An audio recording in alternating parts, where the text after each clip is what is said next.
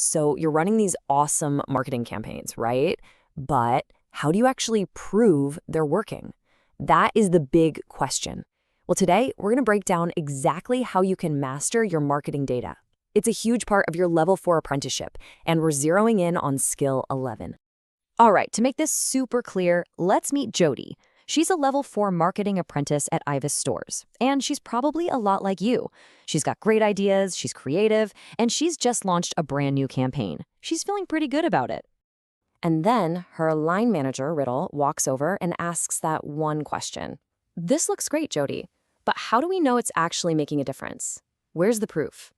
And bam, that's the moment, right? Your stomach kind of drops, the campaign feels like a hit, but proving it with numbers?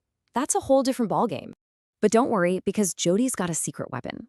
Her Kent Business College coach, Olivia. Olivia tells her, hey, no panic, you've got this. The answer is already in her toolkit, and it's all about using data to unlock those game-changing insights. Okay, let's get into it. The skill is officially called Skill 11. I know, it sounds a bit stuffy, right? But all it really means is this: using the right info to figure out what's working, what isn't, and how to make your next campaign even better. Basically, you're about to become a data detective. Now your clues, your data, come in two main flavors. First, you've got your digital data. That's everything happening on a screen, Things like Google Analytics, your social media insights, data from your CRM system, all that good stuff. And then you've got offline data. This is the real-world stuff. Customer surveys, what people say in focus groups, or even just counting how many more people walk through the shop doors. So how does Jody go from feeling that stomach drop moment to being a data pro? Well, Olivia lays out this super clear 6-step journey for her to follow. Let's walk through it with her. Okay, here we go. Step 1. Jody just starts by understanding what data Ivis Stores even has. She dives into their Google Analytics. Step 2. She learns to select the right data that matches her campaign goals. Then, step 3, she collaborates with an outside company to get customer surveys.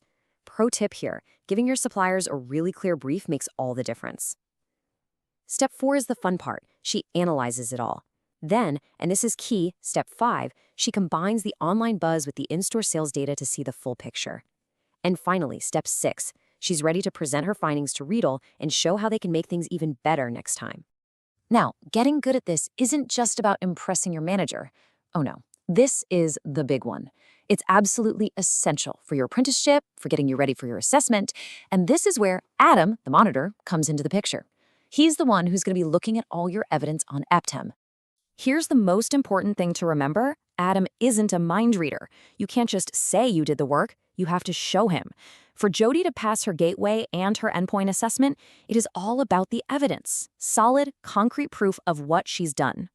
So what does this evidence actually look like? Honestly, it's simpler than you might think. We're talking screenshots from Google Analytics, reports you put together from sales data, and crucially, your own written reflections where you explain why you made certain decisions. And a really powerful one is showing a before and after of some content you changed because of what the data told you. And here it is. This is a perfect example of what powerful evidence looks like. This is straight from Jody's written reflection. See how she doesn't just list two numbers? She connects them. She tells a story.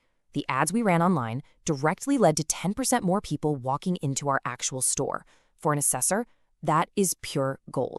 So when Adam, your monitor, opens up your portfolio, this is literally his checklist. First, relevance. Are you tracking the right stuff for your goals? Second, connection. Can you clearly link what you did to the results?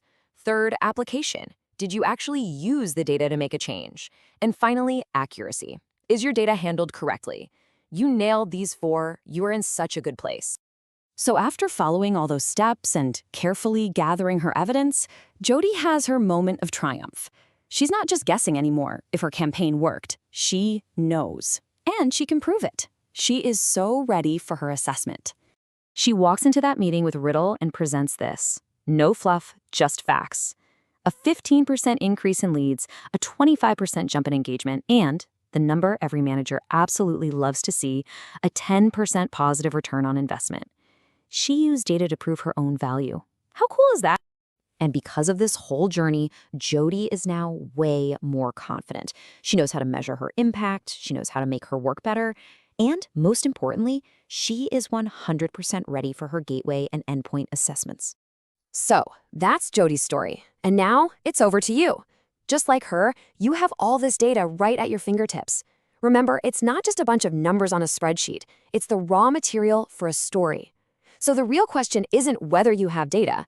The question is, what incredible story is it going to help you tell?